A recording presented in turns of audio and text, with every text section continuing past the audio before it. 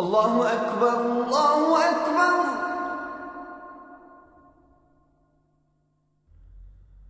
الله أكبر الله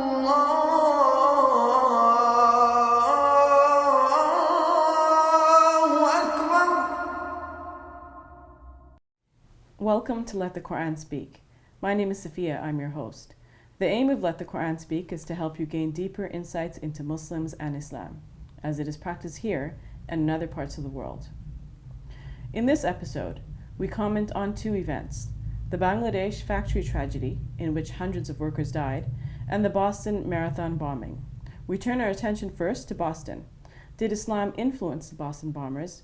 The bombing and the foiled via rail terrorist attack in Toronto raised a perennial question of the potential link between Islam and terrorism.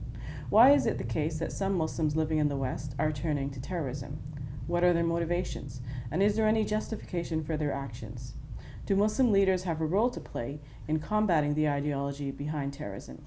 Joining me is one such Muslim leader, Dr. Shabir Ali, President of the Islamic Information Center. Dr. Shabir, welcome to Let the Quran Speak. It's my pleasure to be on. So why are these Muslims turning to terrorism? Of course, not all Muslims are turning to terrorism. It's a small minority. Why is it the case that they're interested in terrorism? I'd like to say right off the bat that, of course, there's no justification for their actions. But what are some of the reasons that could have led them to this line of thinking and to this way of expressing their anger and hate? There are many things. In the case of the Boston bombers, the surviving Tsarnaev brother is reported to have said to his interrogators that they were angry at the fact that the United States is involved in the Iraq war and the Afghan war. Mm-hmm. So that's one aspect of it, and this is not only in their case, but this has been reported widely. Many young people are. So they're politically motivated. They're politically motivated. They feel that their Muslim brothers and sisters are being attacked elsewhere, and that is part of their what drives them. Mm-hmm. It seems to me that. Even if there had not been any such attacks in recent times, there is still an ideology which is known to exist among some of the young people, and which is unfortunately being taught by some people with some training in Islamic classical sources as well. So they are faith leaders. As often they operate within lesser known or smaller mosques, or sometimes they operate mostly on the internet, not sometimes, but mostly they do operate on the internet. But they operate largely away from the public view. They're hardly the ones to speak in public forums or to be involved in interfaith dialogues. They have the general idea that Islam and everything other than Islam are in perpetual war with each other. It's almost like in the Gospel according to John, we read about the sons of light and the sons of darkness. So the two are in perpetual battle, kind of a spiritual battle, of course, in the Gospel according to John. In some of these Islamic ideologies, there is a perpetual physical and ideological and spiritual battle. So in terms of the physical battle, there is the race for power with the understanding that Islam is one particular expression that was known to be described about the Prophet Muhammad, peace be upon him, meaning the way in which he and his early followers lived in Medina some 1400 years ago.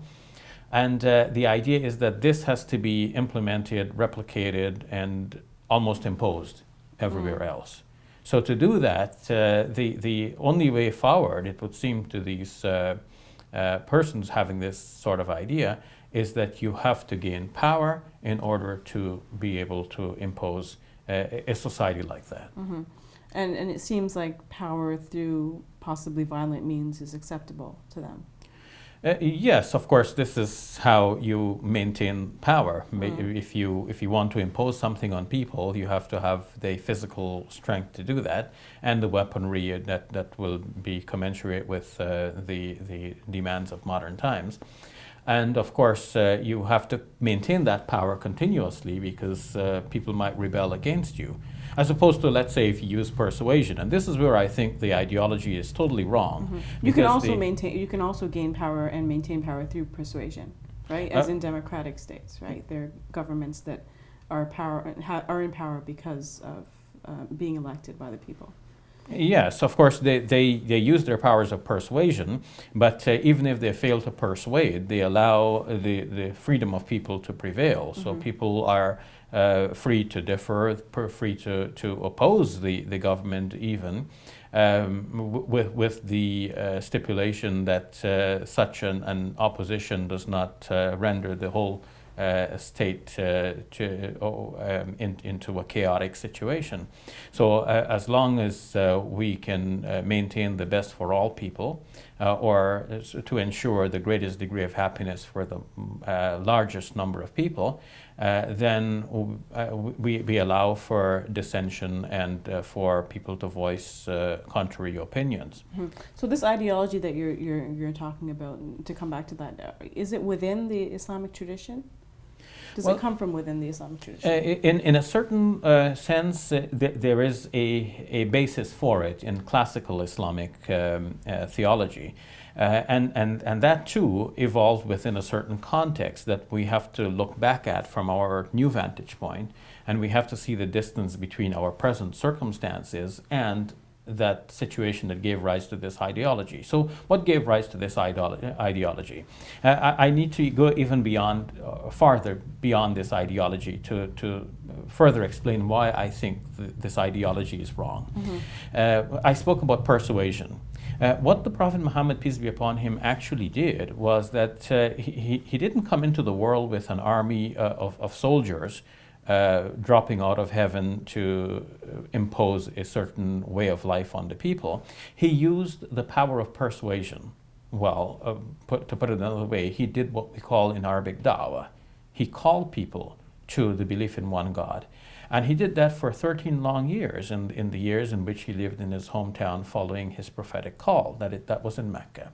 And during this time he was persecuted, his followers were persecuted, but he kept giving this da'wah, this message to believe in one God, to be aware that you will be accountable for what you do in this life. You have to face God in the life hereafter. Well, within that, or at the end of those 13 years, he got only a handful, very few followers. Some of them migrated with him to Medina. Now, this is where, for the first time, he was able to establish an Islamic polity, where he was able to implement some of what we know to be characteristic of Islamic law to this day. But that came only after he had done the groundwork of persuading people, of calling them, of filling them with faith, so that once they had embraced the faith, then they embrace all of its stipulations, and they want to live in a Muslim way. They want to govern their society and all aspects of their lives in a way that will be pleasing to God. Now, to do it the reverse way is what this mistaken ideology is trying to accomplish. In other words, they come to a new land such as Canada, the United States of America, the Britain, Switzerland, wherever they happen to be, and they're looking around and they're saying this society is all corrupt. We need Islam here. And what do they mean by Islam? They mean that society as it was formed by the Prophet, peace be upon him, in Medina. What they're not seeing is that in order to form a society like that, the Prophet, peace be upon him, did all of the groundwork of giving the message of Islam for so many years, and during which time he was persecuted and so on.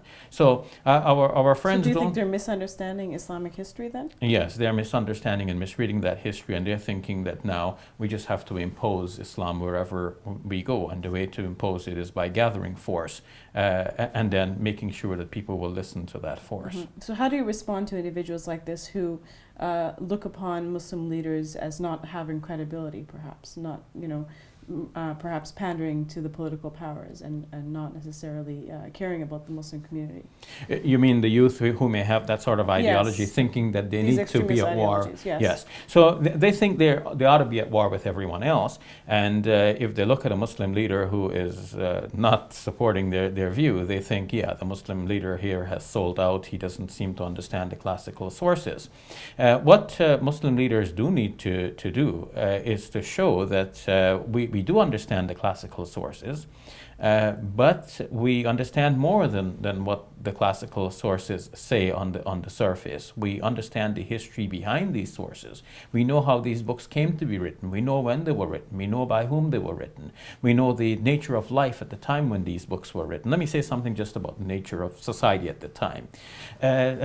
Much of what we have as the classical documentation for the Islamic faith, apart from the Quran itself, which was recorded very early, much of what we have, apart from the Quran, were compiled in the 2nd and 3rd centuries of the Islamic faith, of Islamic development. And by this time, Islam really, or Muslims really, were in conflict with the rest of the world. Not because they were Muslims, but because that was the nature of the world at the time. Everybody was in conflict with everybody else. So it was a warring kind of society. Yes, societies empires were expanding, and they were expanding by military might, and they were taking over everything in their wake. And the philosophy generally was you either expanded or you died. Either you were proactive or somebody would come and take over and enslave your women and children and kill the men and so on. So that was the nature of society at the time. So when Muslims explained the religion of Islam, so when scholars did this in their textbooks, they explained it with this in view: Islam has to expand or die, and Islam will expand with the help of God. Now, the modern youth, looking at our situation, is seeing that Islam really doesn't have that power anymore, doesn't have that might and glory that it once had, and they're crying out for some solution to them. If we don't have the possibility of imposing Islam the way in which they thought it should be imposed in modern societies, then at least they resort to acts of desperation in which they may kill themselves and kill others. They may not accomplish much. In fact, they defame and harm Islam and Muslims by their foolish acts, but they're acting out of desperation. So I guess we have to respond to their ideas then, take them seriously and respond to their ideas in order to combat so Muslim this scholars identity. have a great responsibility now to open up these textbooks and to deconstruct them, to show how classical scholars arrived at the ideas at which they arrived at and what they explain in their books, and why their explanations on this particular subject are not correct, even though they are great scholars in their own right, and we will continue to listen to them in so many other areas of life, but on this one aspect, they're terribly mistaken. All right, we'll leave it at that. Thank you for your time, Brother Shabir. You're welcome. We'll take a break. When we return, the Bangladesh factory tragedy.